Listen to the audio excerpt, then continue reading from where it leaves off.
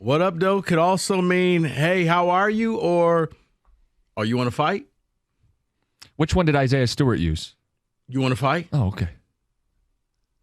Yeah, it's one of those words, man. It's like roll tide. Has multiple meanings.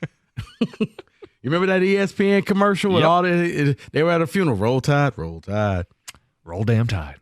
What up, though? Could mean, hey, or it could mean, oh, for real? You got beef? Okay. Or you could be that lone Titan fan last night yelling, what up, Doe? All by yourself. That person needs to call in. We still need to hear from them today. A local community icon, a hero. All right, let's have this JJ McCarthy conversation.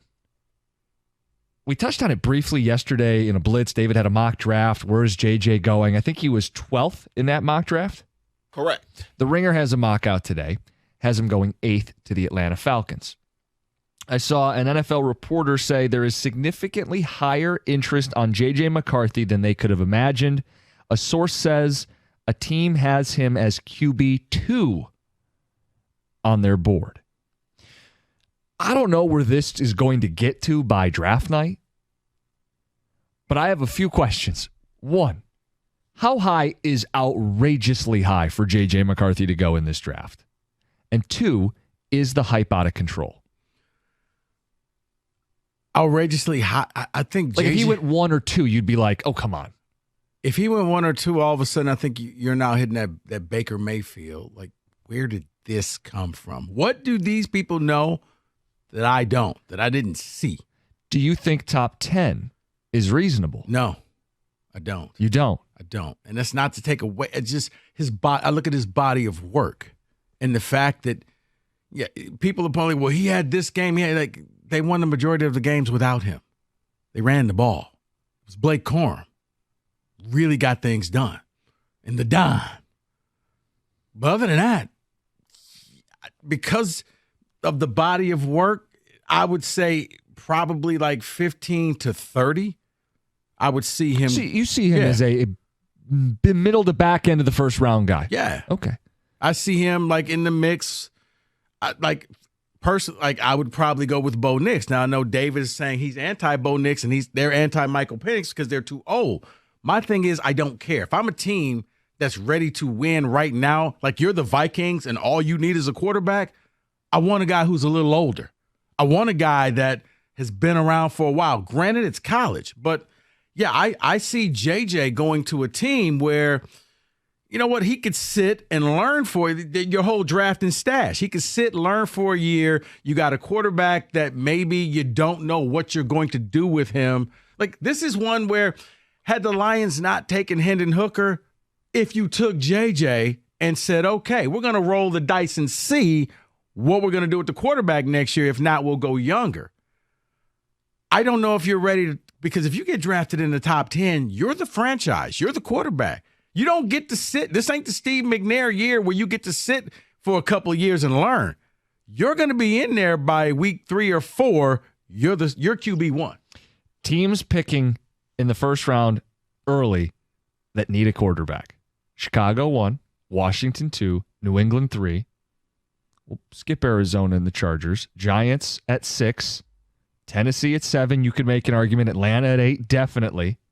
Minnesota 11, Denver 12, Las Vegas 13. I would argue New Orleans 14 needs a long-term answer at quarterback. A lot of teams need a quarterback. And we see this every year. Jake Locker probably went higher than he should have gone, right? Christian Ponder went higher than he should have gone. So what I need people to understand, I think there are people listening to this right now going, you are out of your mind that JJ McCarthy would go as high as people have him going. I'm here to tell you, when teams flip on the tape, they're going to see that he makes throws that NFL quarterbacks make, and some that NFL quarterbacks can't make. They're going to say the ceiling is there, the upside is there. We can make it work. He's got the size, he's got the mobility, he's got the zip on the throws. While we want to see twice as many of them on tape, we think he's capable of making those throws. Rico, it won't surprise me if this guy goes in the top 10. It won't. You don't have to agree with it. Maybe your evaluation's different, but guys, I think this is going to be a thing where JJ is going to be thrust into a top 10 pick. If he goes top 10, he's not I don't think he's QB2. No, I think even that sounds a little ridiculous. Because QB2 means means pick 2. Here's your Jim Costa value. According to FanDuel, JJ McCarthy as the number 2 overall pick plus 3,000. So if you really believe that and you think I'm crazy, you go ahead and, bet it. So I'm curious. We have Michigan fans listening. You watched him very closely for years. Do you think this guy's a top 10 pick? And how high is too high for JJ McCarthy? Because I don't know that people expected this, but it does feel predictable to me. Teams desperately need a quarterback. The skill set is there. They look at him like a project, maybe. I mean, Josh Allen was a raw prospect coming out of college, right? People go, I don't know, his completion percentage is kind of low. Didn't Buffalo take him in the top 10? 8th overall, something like that? Yeah, so it was close to, Yeah, so, Atlanta's picking 8. Tell me Atlanta. They miss out on 1, 2, and 3 at the position, and they're sitting there at 8. Is it really ridiculous to suggest Atlanta would draft J.J. McCarthy 8th overall? I don't think so. But see, that's why I think Atlanta would go with a guy that you saw put up the video game stats like a Bo Nix, who night after night, he went out there and he just kept putting up numbers. Whereas, as you say, JJ has throws. He's got moments. He's got quarters. These guys got games to say that we did it for the entire game. That was me sitting there at the Heisman ceremony. So, yeah.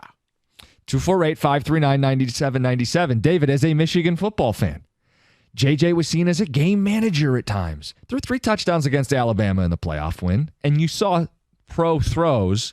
What do you think? I think top 10 is high for him to get selected in, but I won't be surprised to see it because we're already seeing the hype train now, and they haven't done interviews. They haven't done workouts. Nothing's happened yet with teams. And yet there are teams falling in love with the tape that they see. They're going to fall in love with the personality because he's a great dude. He knows how to talk well, speaks well. Like he was a leader. They're going to love that part. So when you start adding that they love the tape already and then will love that, I can see him in the top 10. I just think that's too high. And while I don't know how much you put on this, teams are going to say winner. Now, you and I both know they won with a special defense and a quality offensive line, and he did his thing. But when people cite the 26-1, one ear out the other. I want to judge the throws he makes, and I think there's enough of those on tape. You want more? Sure. Well, here's the other thing. I think there will be NFL teams that value the whole winner thing. They're going to say the guy started so many games and went 26-1. Here's the other thing, and you know what? Shame on all of us because the Lions were good, and we forgot about. Guys, what's one thing that's the constant when it comes to combine and draft talk? Nobody tells you the truth. Everybody sends up smoke signals. You think this is smoke? Think every year there's guys who all of a sudden rise up, and then when the draft comes along, you're like, I thought you were going to take him. Well, yeah, I didn't. 248-539-9797. Destin Adams is the guy who says some teams view him as QB3 and one has him as QB2. That's the latest report. He's the Colts beat writer or a Colts beat writer. And just in general, a lot of these mocks have him going up and up and up. I mean, yesterday it was 12. Today it's 8. The idea that JJ is the top 10 pick, does that seem right to you? We'll get some thoughts. It's 97.1.